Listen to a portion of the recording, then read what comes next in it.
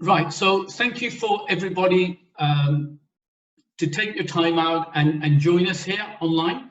And we have some wonderful guests today who'll be joining us in discussing about the government support that's available during this pandemic crisis and how people can apply for it. We'll have a look at what's working well and what's not working so well. And some of the issues that people are actually having at the moment in accessing some of the finance, maybe one or two success stories as well.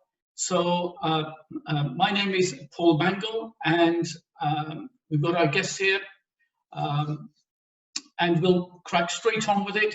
They'll be introducing themselves and giving you a brief background about what they do and some of their experiences so far to date. So perhaps we can start straight ahead with Lord Karan Bilimoria. Thank you very much, Paul, and very good to be with all of you this evening. I'm the founder and chairman of Cobra Beer, and I sit in the House of Lords, where I've been for the last 14 years as an independent crossbench peer. I'm also the Chancellor of the University of Birmingham and chair of the Cambridge Judge Business School Advisory Board and vice president of the CBI. So I've been in the thick of it for the last coming up to 2 months since we've had this crisis, and it's a global crisis. That's the first point. It's also a supply and a demand shock, and the domino effect reverberates all the way across the supply chain. And I can say this wearing my Cobra Beer hat, that our 2/3 of our sales are through the restaurants and the curry restaurants, Indian restaurants, Bangladeshi restaurants, Sri Lankan, Nepalese, Pakistani. And we supply over 6,000, including Turkish, Chinese, Lebanese, pubs, bars, casual dining. They're shut. So my sales in those outlets for the last almost 2 months is zero. The other 1/3 of our sales are through supermarkets, which are going extremely well, but with one SKU, just our big size bottle, because our production is limited as well at a time like this. So it's a very tough time. The restaurants are really suffering, some of them doing takeaways, but on the whole, they are shut. And this is a health crisis and an economic crisis together. But I say right up front, we should not set up a fight between health and wealth. There's no question about it that the health comes first, and this virus, the coronavirus, is new. It's every day we are learning something new about it. It's highly contagious, and I can speak from my own experience. I've had it. The 15th of March, I was hit with coronavirus suddenly from nowhere, and most of my family have supposedly had it. I've had antibody tests done to prove that I've had it, and I've got short and long-term antibodies, which means I may have immunity. Even that is not certain that I have immunity and how long I have immunity for. So it is very contagious, and it can be deadly. And sadly, we are seeing around the world people dying all the time, and every death is sad, and our thoughts go out to all the families and loved ones. And so we have to be very careful with this. It is certain groups that are affected more, but it can hit anyone, from the very elderly to very young. So where do we stand? How do we get out of it? I think the first thing is the lockdown around the world is essential. I'm in regular touch with India, 1.3 billion people in lockdown over there with my family there. South Africa, where my wife's family come from, they're in a lockdown as well. So it is all around the world. And one of the reasons we went into the lockdown was hospital capacity, that we did not want to exceed the NHS's ability to cope with this crisis of people going to critical care. I think we've done a great job as a country there. We've got nowhere near that capacity. We've got the Nightingale hospitals that have been built within 9 days, the one in London. And that only worked because of collaboration. And I found in the lessons that we're learning from this, what does not work is if a central government body tries to direct things on its own, whether it's NHS or whether it's Public Health England. What does work is when there's collaboration. And those Nightingale hospitals, the one in London was set up in 9 days because the NHS worked with the private sector, the Excel Centre worked with universities, the University of East London, worked with the armed forces, including the Gurkhas, and together they put together this hospital in record time, and it's now across. So we have that capacity now. Ventilators, there was a crisis, we have the ventilator capacity. PPE has been a huge problem. We're addressing that. And then the care homes. I mean, we've seen in Europe, sadly, over 50% of the deaths are in care homes. And until just over 2 weeks ago, the care homes were just neglected over here. The deaths weren't even being counted. The people being sent from care homes into hospitals and sent back from hospitals without being tested. Now, the 1 million people in half of them in care homes, half of them having care at home, and 1.5 million people looking after them are now getting the attention they need. Testing. The WHO said way back, test. We've now got around to prioritizing testing, and we've got testing up to capacity of 100,000 a day. Now to get the economy back, that testing is going to be even more crucial, the antigen testing to see if you've got the disease, and the antibody after that. So on the health side, the drug trials, they're going on around the world. We get good news that one drug's about to work, and then you say, oh, it's not going to work, or it's got side effects. So we haven't yet got there with a drug that we can categorically say will prevent death if you're in an acute state with this disease. I hope we get there soon. The plasma trials, taking blood from somebody like me who's had the virus with the antibodies, those trials are going on. I think that has a lot of promise, and maybe one of those drugs, or one or two of the drugs, will show great promise. And finally, of course, the vaccine, which there's some great news from Oxford. In India, the Serum Institute, the biggest vaccine manufacturer in the world, owned by my friend Cyrus Poonawalla and his son Adar, they're already manufacturing the Oxford vaccine, hoping that it's proven in the trials to work, and they can hit the ground running there. So that we don't know whether it'll take 6 months, whether it'll take a year, whether it'll take 18 months. So vaccines over there as well. And from a business point of view, I think the government over here, the Chancellor Rishi Sunak, has been tremendous. And mid-March, the huge measures straight away. The Bank of England has been tremendous, reducing interest rates to 0.1%, the lowest in the history of the Bank of England since 1694. 200 billion pounds of quantitative easing straight away, and then these 330 billion pounds worth of government-backed loans, as well as the rates free for retail sector for a year, the delays in taxes, the grants of £25,000 and £10,000, the delay of VAT returns, the delay of self-assessment, 3 months that you cannot be thrown out by your landlords when you're renting. So I think the government measures, and they've been iterating, they've been listening. The furlough scheme, the job retention scheme, already 6 million people on it at a huge cost, up to maybe £10 billion a month. That's been extended until the end of June, and we've been assured there's no cliff edge. So every time there's been a gap, the government's listened and they're addressing it. And I think that has been fantastic. And finally, I mean, there's lots more I could talk to you about, but the loan scheme is a big part of this. The coronavirus business interruption loan scheme. At the top end, you've got the 400 biggest companies with investment grade who've already got approaching £20 billion straight away. Issue the paper and get the money. The squeezed middle have been addressed, up to £500 million and £250 million turnover. They can get £25 million and £50 million. But it's the under 45 million, the main CBILS scheme, that has not really been working. And I've been saying right up front from day one, it will work if there's a 100% government guarantee for these loans and not an 80% guarantee. I've been saying this even before Rishi Sunak announced the schemes. And finally, the government listened. We had £4 billion worth of loans out of 330 billion going to 25,000 companies in 5 weeks. And now in almost 6 weeks, we've had the new bounce back loan schemes where you've got 100% loans up to £50,000. And in one day yesterday, we almost have got the amount that has gone out from the CBILS, possibly £4 billion in one day. So when the government listens, it's working. Right. Well, thank you for that very deep insight. And you're right.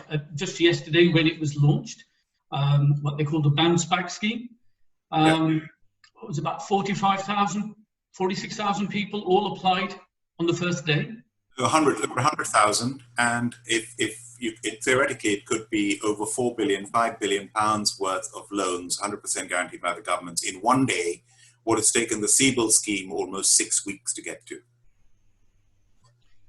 Gosh, that's some very big numbers, and in such a short time. Can I just say that what I have been pushing for, and I still think needs to be done, is that CBILS loan needs to be 100% guaranteed up to half a million pounds, up to £500,000, in the same way that the Germans do 500,000 euros, the Swiss do the equivalent, 100% guaranteed, and those loans have really been working. The Swiss one you can get within hours, within 2 days.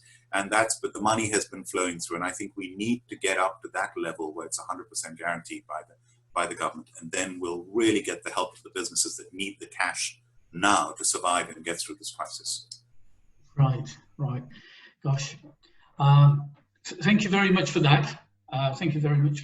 And what I just wanted to check was if we can get perhaps a bit of insight from Sonia, who is from RBS, and give us a bit of insight from that. Could you please, Sonia? Yeah, I'm more than happy to. First of all, I'll echo Karan's points and comments on government being supportive and delivering what they have so far delivered, and to everyone that health and your well-being come first. When we're over this COVID-19, businesses will be there, but the first and most important priority is we adhere to lockdown and we follow what government is asking us to do, because if we are better, then it helps the economy as well. I am a commercial client manager within RBS and NatWest Bank, and I support businesses that turns over between 5 million to 45 million.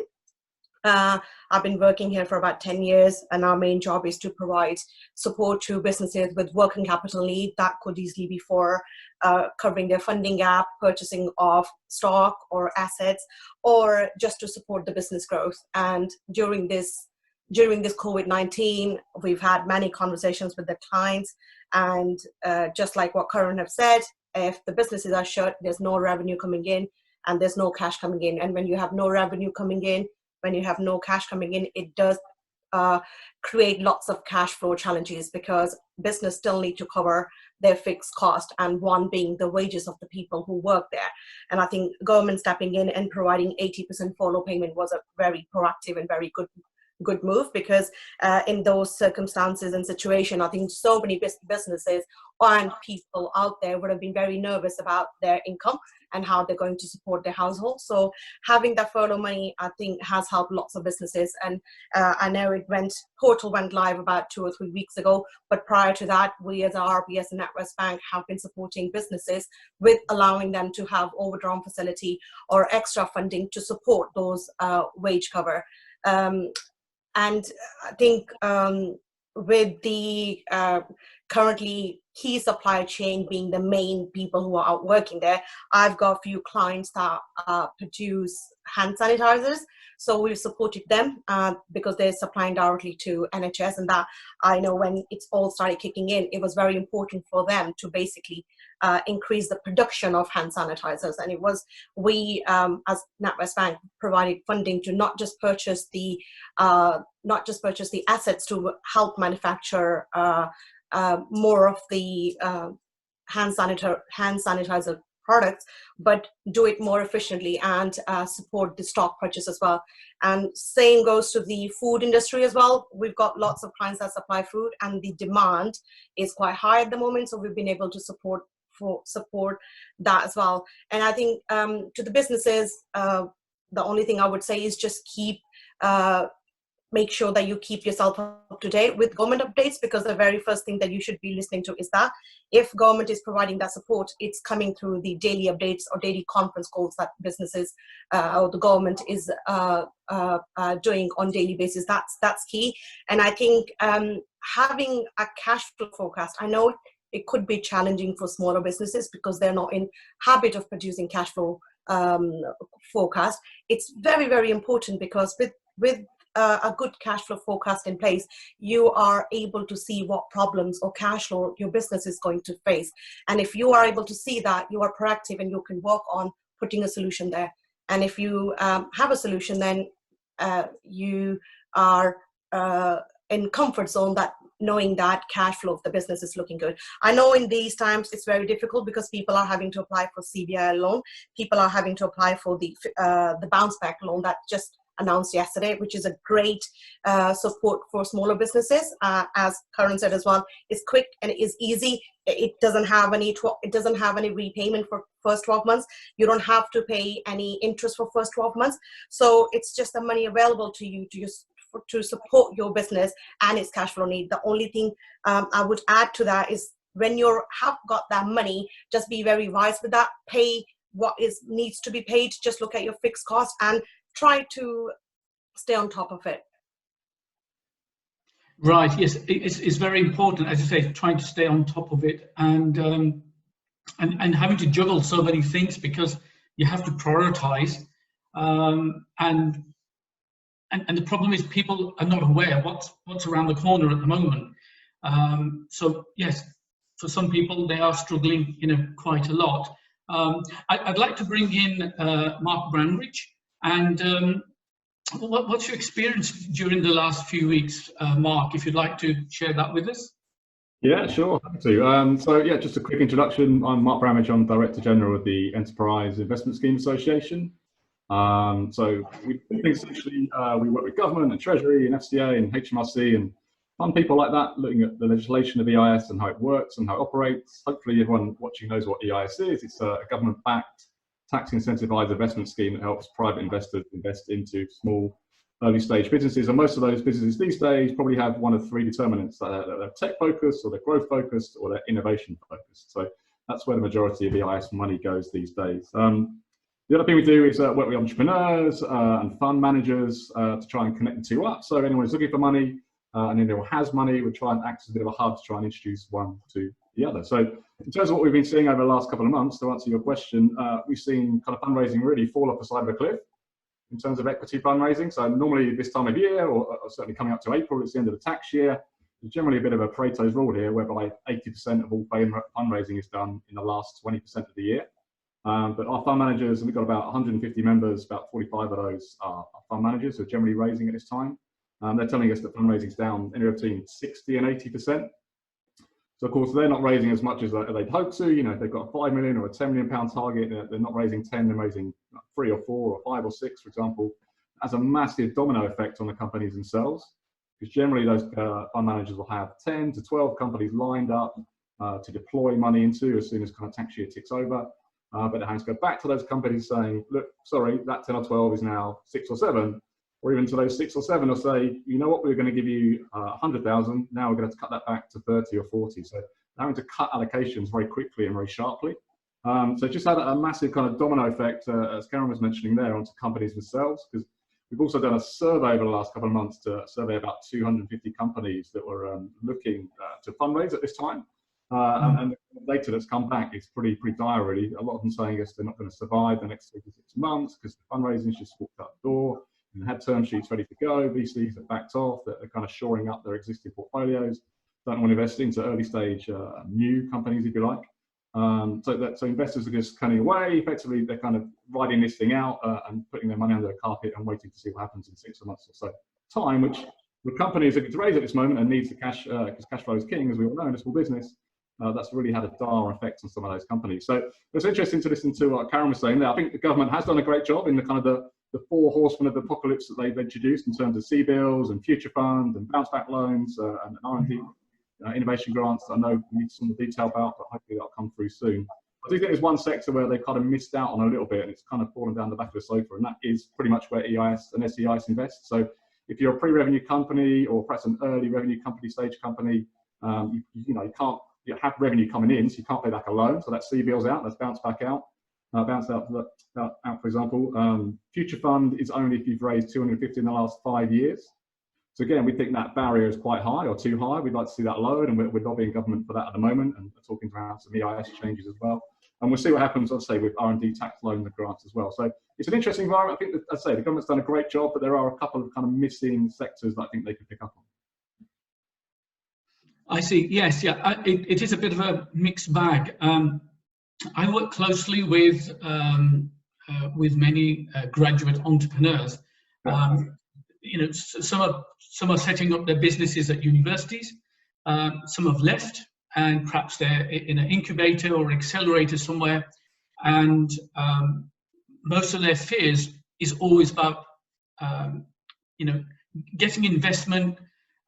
If you're particularly a fast, high growth, if you're into an industry which is a particularly high growth, fast industry, you're probably more likely to get funding than if you're not one of those and you're looking for long-term investment. If it's a much long-term 5 or 10 year sort of type of company. But I do understand that there's been talks about some kind of a tech fund for companies who, where the government should put some money aside, particularly for a tech fund for high growth technology companies. Would you know, has there been any advancement on that so far? I haven't heard anything about a particular tech fund. I think the difficulty when you have a specific sector that you're trying to help, you create winners and losers in a sector. So we generally use kind of a scheme like EIS, for example, or SEIS to let the market decide. So you give money, or investors raise money and put money into companies they think are going to do well. So that, yeah, and generally a lot of them are tech focused, growth focused, innovation focused. And we see a lot of university spin outs, for example.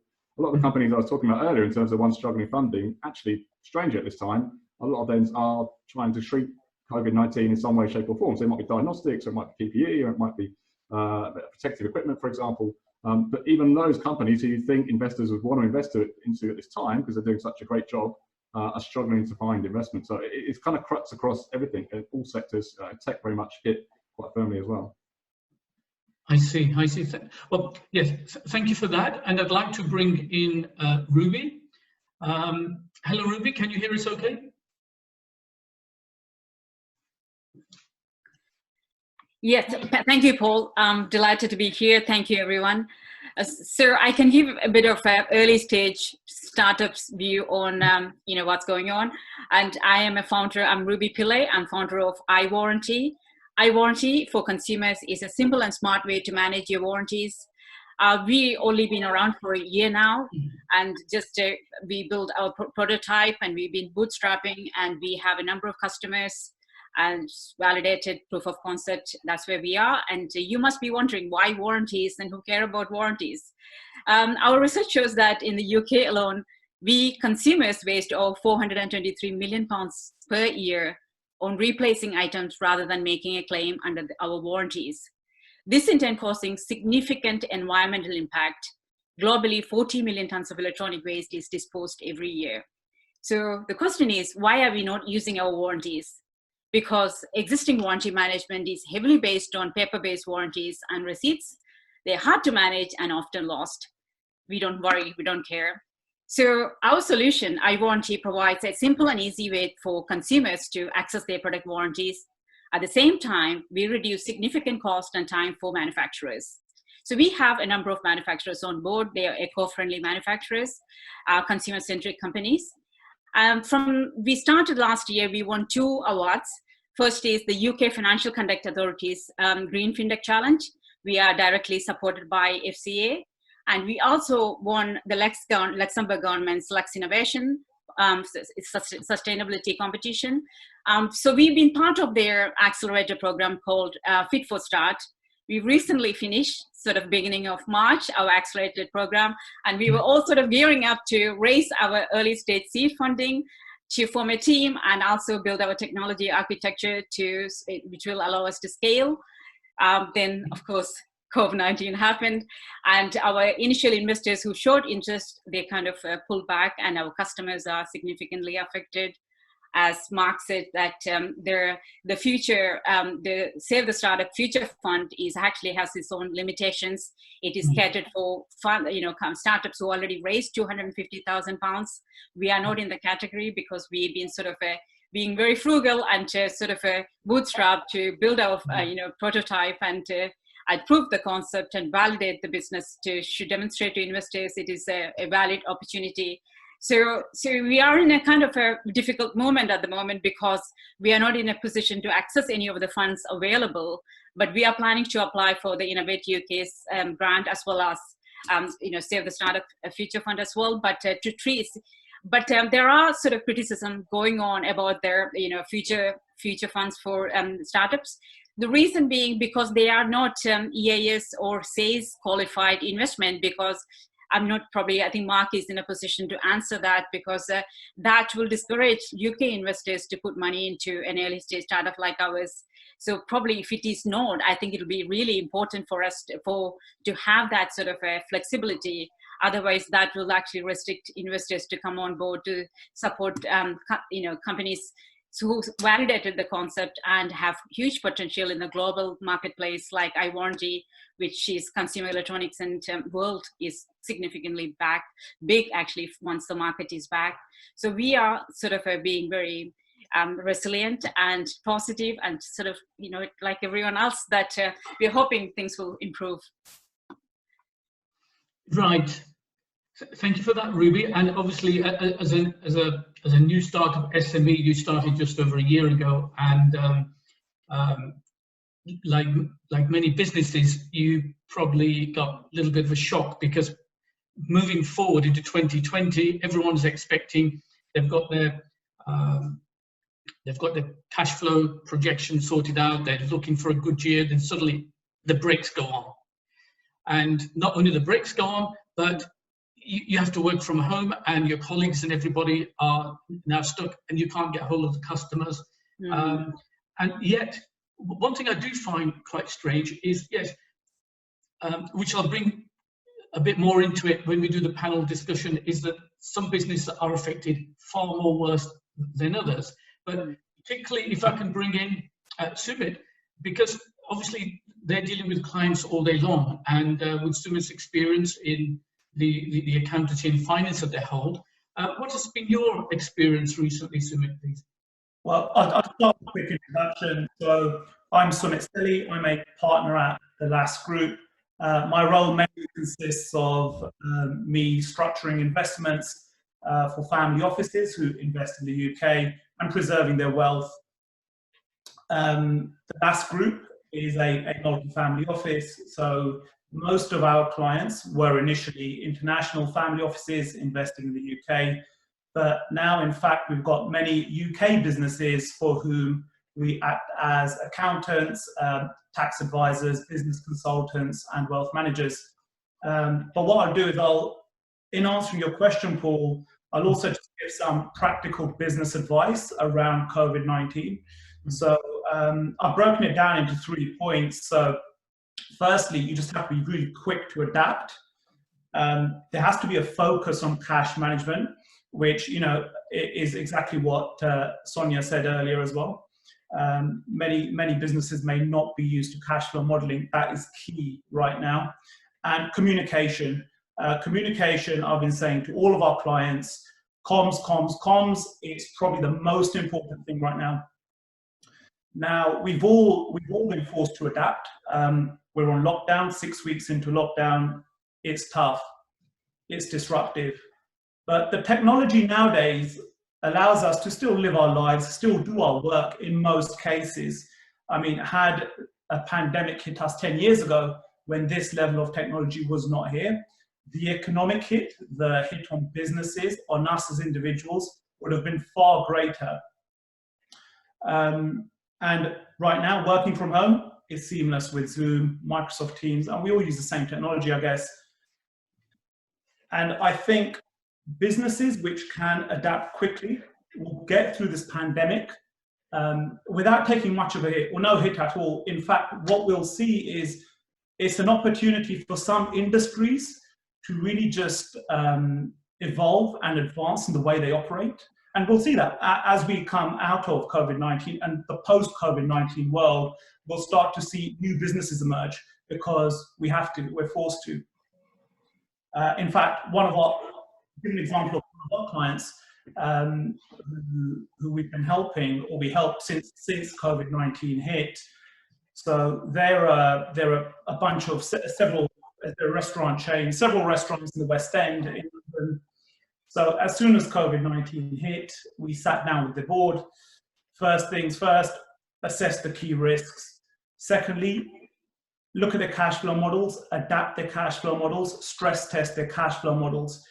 And then we've got a CBILS application in. And a lot of the CBILS applications, one of the reasons I think they're failing, but Sonia can say, I think Sonia mentioned this earlier, is because of cash flow modeling, right? So we really honed down onto the cash flow models, made sure we got them right, took our time, and this client was successful in getting a CBILS loan. And then thirdly, communication. So I could not stress that enough to the directors.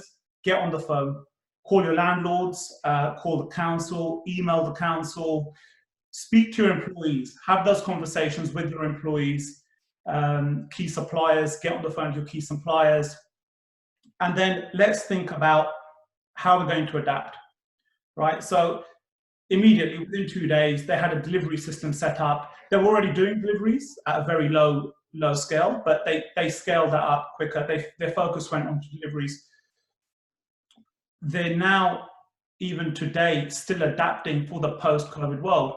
So I was speaking to them just yesterday, and what they're doing is they're now bringing booths into their restaurants. So there's a bit more social distancing. They're setting up private dining rooms in their restaurants, which historically they never had. So they are adapting. And this also ties in with what Mark was saying earlier. Now the new tech startups are adapting as well. They're looking at COVID. How can we help here? Let's adapt. That is what the problem is today. And I think one area which is important, actually, mental health business is quite key here, because I think that is something which is very easily overlooked because everyone's focused on fixing the business. But what we all need to remember is that businesses are built on people and they're run by people. So keeping your team mentally healthy is very important. That's probably the most important thing in all of this. So communication with your team. I'd also put that really high up on your priority list. So when you're locked down for a week or two, it's quite doable. In fact, it's quite enjoyable to have a break, especially if you work in the city, you're doing long hours, spending some time at home with the family, not having to commute in. It's not bad for a week or two. But now when you're hitting week 5, week 6, week 7, it can be quite distressing for some people. So that support has to be there. And I think for employers, for team leaders, it's important to provide that support, but also show that you're there to give that support to your team. I think they'll really appreciate that, and it will keep everyone on the same page, just plowing on. At last, we insist on daily calls where we can see each other. So Microsoft Teams or Zoom, we want to see each other. We want to speak to each other. We want that human interaction. And in fact, what we're finding now is we're getting to know each other better now than we were when we were all sitting next to each other in the office. So it's actually worked to our favor. We've also had to adapt, as has the rest of the city. So where we were, me and some of my partners were used to presenting in a boardroom environment or at an event, that's now gone out the window. So we're all set up at home to just run presentations from home and still do the same presentations we've been doing, but we're getting used to looking at a tablet or a camera rather than looking at people in front of us. So that's more of my experience, what we're going through. And I'll give you one example of a key client. There is a lot to do with the economic policies that have come out and the practical implementations of the economic policies that the Chancellor announced, because the theory sounded great, but the practical implementation did take a bit of time. But I think we're there now, and what Lord Bilimoria said was spot on. The CBILS was difficult, but now the bounce back loans, which started yesterday, they've really been taken up. The furlough scheme as well. Yes, there has been improvements in the last few days, which has been great.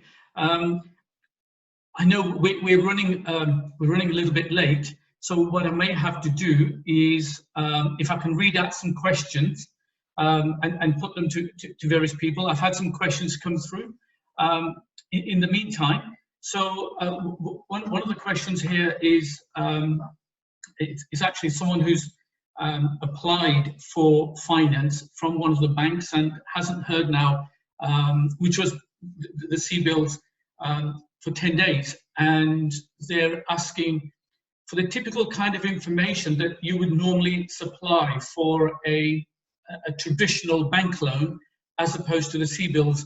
And I'm just wondering whether, Sonia, maybe you could you could help out on that, because there'll be various people who want to apply. Luckily now we've got this 100% guarantee rather than the 80%. But is there something particular the banks are looking for? Because if businesses, I mean, when you're locked down, you may not have all the records here. You've got to try and, I mean, some of the stuff may be locked up in the offices. Is there something specific that would help them rather than having lots and lots of documents being provided to the banks which people can't provide at the moment?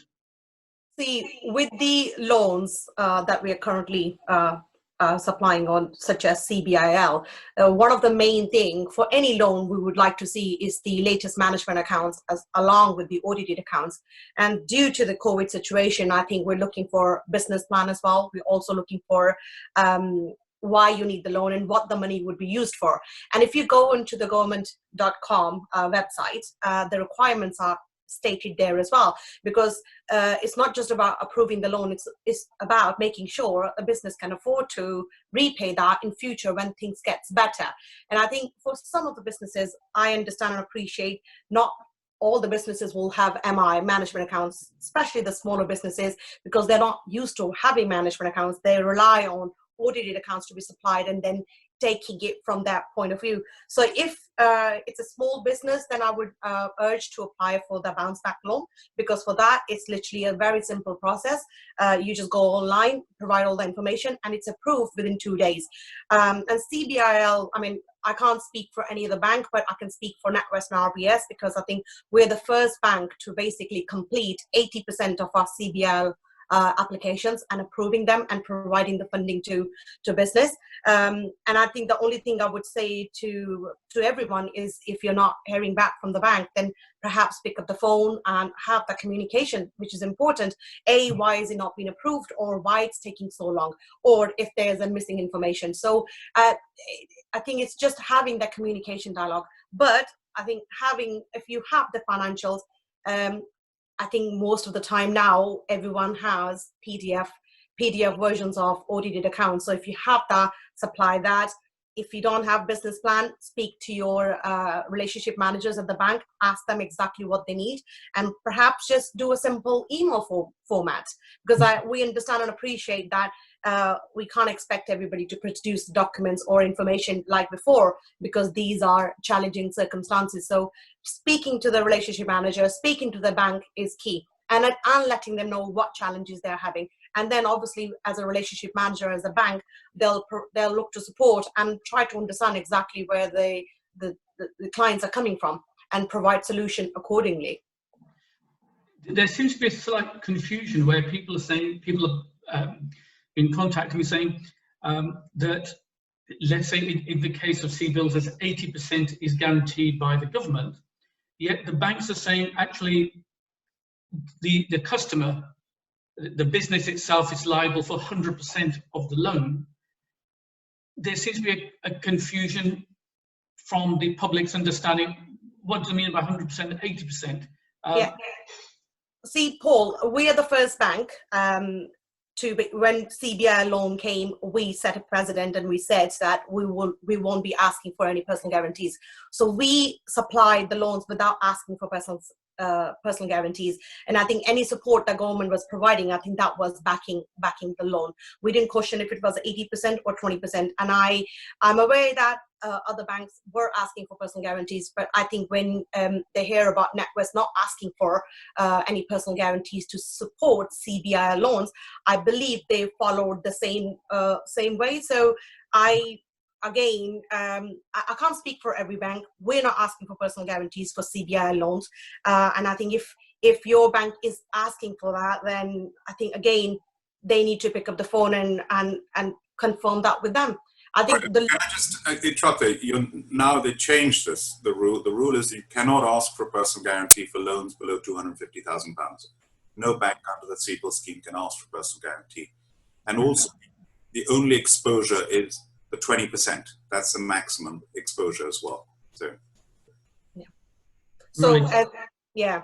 So it's difficult for me to answer for the other banks, but as for NatWest, I think when we started doing it, we weren't asking for personal guarantees.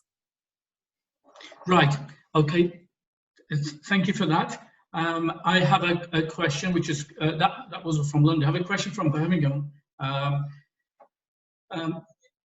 One of the guys is just asking that, and this may be a good question for Karan Bilimoria.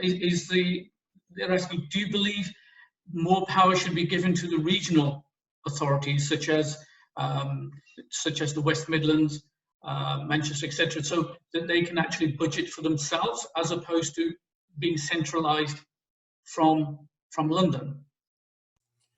I mean, that's a general question. You could say overall, should more power be devolved to the regions in normal times, let alone now?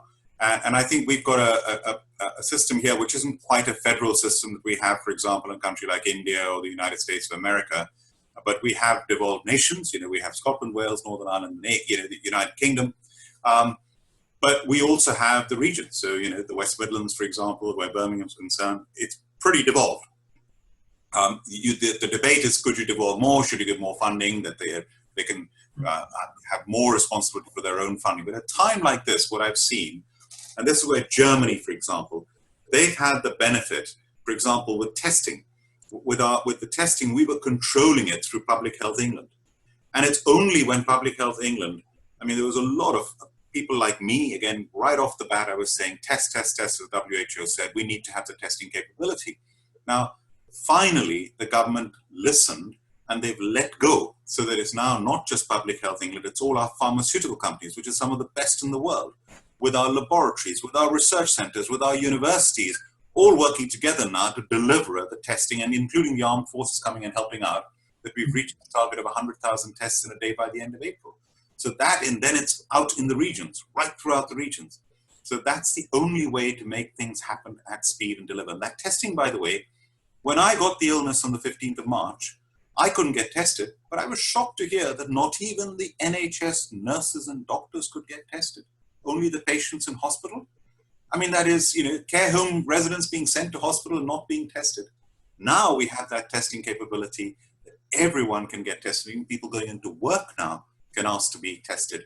And if we have widespread testing, that's going to be one of the key enablers for us to get the economy back up and running, and also to give people the confidence to go back to work, and to have regular testing followed by the tracing as well. The contact tracing combined with testing is what's going to help us get through this. I see. Thank you for that. I just wanted a question to Sumit, actually, because obviously he's dealing with a lot of daily sort of businesses. The people that are not in hospitality and retail, there's a lot of concerns that particularly those that are in buildings and you know, expensive city centre buildings, etc., where rents are very high, business rates are very high, then they don't seem to be getting any reprieve from business rates, from their landlords, because they're private landlords, etc. What sort of advice could you sort of give them? Because if you're not in retail and hospitality, obviously at the moment they're getting priority for that, but there are so many other businesses where the offices are empty and there's no customers coming in. What sort of advice could you give to those kind of people on approaching their landlords or the city councils on business rates? Right, so and that's a widespread issue around London, actually. So a number of clients who are in the serviced office type of offices, let's say the WeWorks, etc., it was difficult getting it through, because some of these clients, they actually, although they qualified for small business rates relief, it was all handled by the service office provider. And they signed licensing agreements rather than rental agreements. So the councils have now sorted that out. So it took a while, but we're now seeing those grants being issued and being provided. So that's the government grants for the £10,000. So they're starting to come through. It's not such a concern. It's just about getting your service provider or your office management company and the council in touch, and just stay on both of them.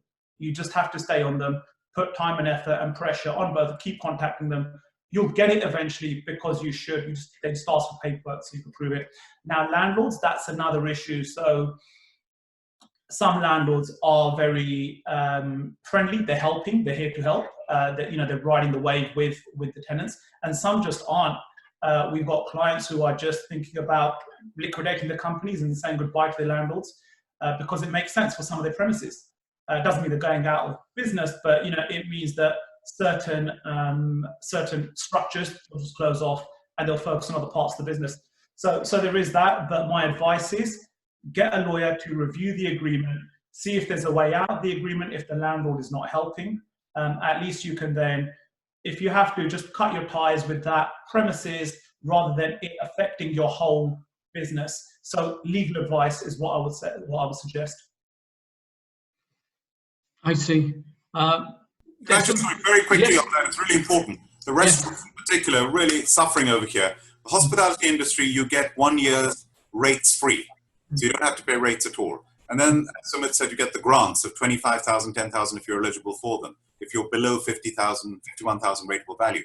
But the problem is the rents. And although the landlord cannot throw you out for 3 months, they can issue winding up orders, they can, and the money is payable. You can only postpone it. What the restaurant sector is saying, that may be the last in the phased return, because it's not going to be a switch off and a switch on when we go back to work. It'll be phased. And if restaurants and bars have to stay shut for a long time, they still have to pay the rent. So there's a move by the restaurant industry, the hospitality industry, which employs almost 5 million people, to say, please, can we have a 9-month window? Otherwise, how are we going to survive if we're not allowed to open and operate fully? But of course, then the government has to support the landlords as well. Yes, it's a knock-on effect, and the landlords are saying they're not getting help from, they're not getting a holiday payment from the banks or the superior landlord. So it's having a knock-on effect all the way down the line. And although there is this 3 months period, sort of breathing space, but once people start going back to work, the landlords are going to be on the case for the tenants. And in many instances, they'll want backdated payments. Some of them, as Sumit mentioned, are preparing to negotiate and perhaps take a lump sum from this 3 months or 6 months and then divide that over 2 years or 3 years and let them pay then. Some of them being even extra nice and adding on perhaps a 6 months or a year onto their current lease. So if you've got 5 years left, you get 6 years. So this year, give you time to breathe. And it's really essential because it will have a knock-on effect on so many businesses. And these are established businesses. On the other hand, you've got new startups, regular sort of people who are starting. And just want to quickly bring in Mark on that. If he's got any advice on to give to companies that have recently started and what's the best way forward for them in order to survive for the next few months? Yeah, that's a great question. Thanks a lot. So yeah, I think Ruby's is the best example. Actually, she was saying that she started her business and was trying to bootstrap it and was looking for funding, and she kind of falls in between the cracks in some of the schemes that government have put out there at the moment. So I guess she's kind of a classic example of what the type of company we'd like to see given some support and some funding and hopefully change the schemes or introduce something, or a variation of the future fund, for example, that might help a company like Ruby. So I guess for a lot of investors that we're talking to at the moment, we're trying to kind of get them back to the table in terms of risk. As I said earlier, most of them have taken risk off the table, have kind of gone away, but we hope to get them back. So we need to do some work trying to kind of soothe their fears and allay their fears about how to invest in early stage companies, why they might want to do it, why actually now the riskiest time might be a good time to invest in an early stage company, which is risky anyway. So we're trying to get some of those messages out there for the companies themselves. There are still investors who are investing. There's still angel groups out there. Saw some crowdfunding stats the other day saying, again, it's gone down, but it's not gone away in any way, shape or form. So it's just the classic examples of just trying to make your business as investable as possible. So get all your records in place, obviously, get your management team in place. Most businesses live and die by the quality and standard of the people in the business themselves. So whether that's the management team or if it's non-executive directors or people helping and supporting that business, most investors, that's kind of their number one determinant if they're going to invest in the business. So if you can get all those kind of building blocks in place, then you're going to put yourself certainly at the head of the queue when the investing taps turn back on again. I see. Well, obviously, I don't think this topic is going to go away very quickly because with the lockdown still on and slow easing of going back to work, it looks like people will be working from home for quite a bit of time, those that don't need to go into the workplace. And there's a possibility that many people will end up working from home, as there is a lot of talk from some of the large organizations. Do you really need 1,000 people sitting around, in an office working when they've been forced to work from home and things are working very well in some cases? So just as a last point, I know some of the guests have got other commitments, and it's just come to 7 o'clock, which we said we would finish. But just as a last point, I just wanted to ask Bilimoria on the fact that as easing starts and people start to go back to work, the kind of impact he believes it will have on companies with such large spaces in Canary Wharf, in Birmingham City Centre, Manchester.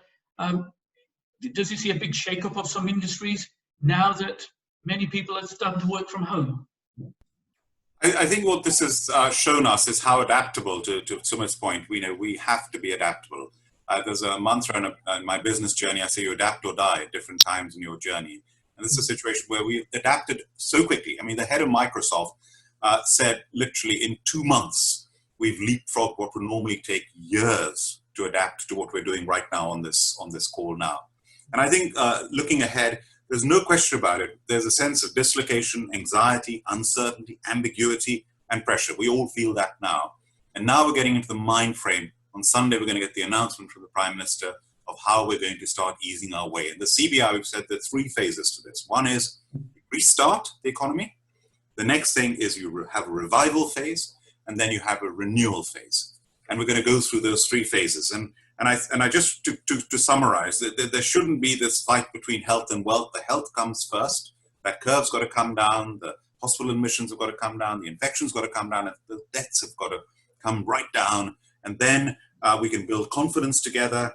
We can have a phased opening. We can have a flexible framework.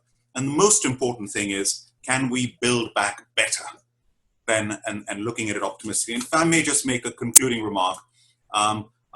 Sumit mentioned his 3 things to get through this. Well, a professor of mine from Harvard Business School, who was also a London Business School dean, he said there's 7 C's to leading through a crisis. 1, calm, confidence, communicate, collaborate, community, compassion, and cash. Great. Thank you very much for that. And just before we go, any last words from yourself, Sonia? The one thing I would like to say, I think especially for commercial businesses, when we are out of this COVID-19, lots of businesses will be suffering, or some of the businesses may not be able to survive this. If you have a trade insurance facility, I think your debts are protected, and even if the businesses goes into administration, you will get the money back. If you don't have that, I think it's a time to consider a trade insurance facility, because you're protecting your debt and you're protecting your cash flow, and it just makes your cash flow stronger. And just keep following the guidelines and lockdown, and stay safe. Thank you. And how about Ruby? Any last words from you, Ruby, as a bit of advice for other SMEs? No, I would say adapt and be resilient and very positive, and I'm sure that we will get through this just like everyone else, and learn from all the mature businesses. And as Lord Bilimoria mentioned, that we have to follow that 7 C's, and so it's I think compassion and love and everything come first before we look for cash and for other opportunities. So we are in it together. So. Yeah, we're all in it together. Yes, indeed. That's right. And how about yourself, Mark? Any final words from yourself? I just want to finish on an optimistic note, really, because the one thing I know about startups and scale-up businesses is they're small, they're nimble, they can move quickly. So they're the best companies at this time of a crisis, really, because they can pivot, they can change. Most big companies are big oil tankers. They find it hard to reverse up and change things. So startup, this is a real opportune time for you. If you can get your business up and running, if you can get the funding, you can get everything into your business, then it's a real big opportunity. So I just take that with both hands if you can. We're here to help, so please do get in touch. If you are a small startup or a scale up looking to help, then please do get in contact with me. Great, yes, some encouraging words. And finally from yourself, Sumit? Well, actually, I think Lord Bilimoria summed it up quite nicely there. Yeah, key thing from me is adaptability. I mean, we're going to be going back to a new world post-COVID. It's not going to be like the world we were in 2 months ago. It won't be like that for a while. So adapt to the new world. Let's see what it's like. Embrace the change. The more you can adapt, the more successful you'll be, the less losses you'll take. So again, adaptability, really be able to adapt. I mean, me and Lord Bilimoria, no doubt, when we're used to meeting at award ceremonies with black tie events, I guess we won't be seeing each other for a while at any black tie, maybe for a couple of years. You know, who knows? Let's see how things work. So we have to get used to adapting and speaking virtually. Much sooner than that, I hope. I hope so. Yes, I think it's so unusual to see things moving so rapidly. You know, whether it's things from the government support or things progressing with the NHS, the military coming in to help. Everything is moving at a phenomenal speed, which we're not used to. And I'm just wondering, I mean, today is the 5th of May. I think perhaps in a couple of weeks, I think we're probably due for perhaps do another similar kind of webinar, and this time bring some business people on just to get their sort of feedback that from some of the advice they've taken today, how it's impacted their business 2 weeks down the line. Now, normally 2 weeks is a very short time, but in these unprecedented times, 2 weeks is quite long. You know, anything can happen. So with that, I'd like to thank Sonia, Ruby, Karan, Bilimoria, Mark and Sumit for joining me this evening and giving up your time and providing your sort of expertise and help to many of the people out there who are, some of them are sort of desperate to hear some words of encouragement as well as advice so they can keep their businesses afloat. So with that, I'd like to thank you all and also thank the audience who've been watching today. And there is an option to send an email and other questions which we can get back to you if we haven't been able to answer today. So thank you and for joining, and please enjoy the rest of your evening and stay safe. Thank you very much, Paul. Thank you very much. Thank you very much. Thank you. Yeah.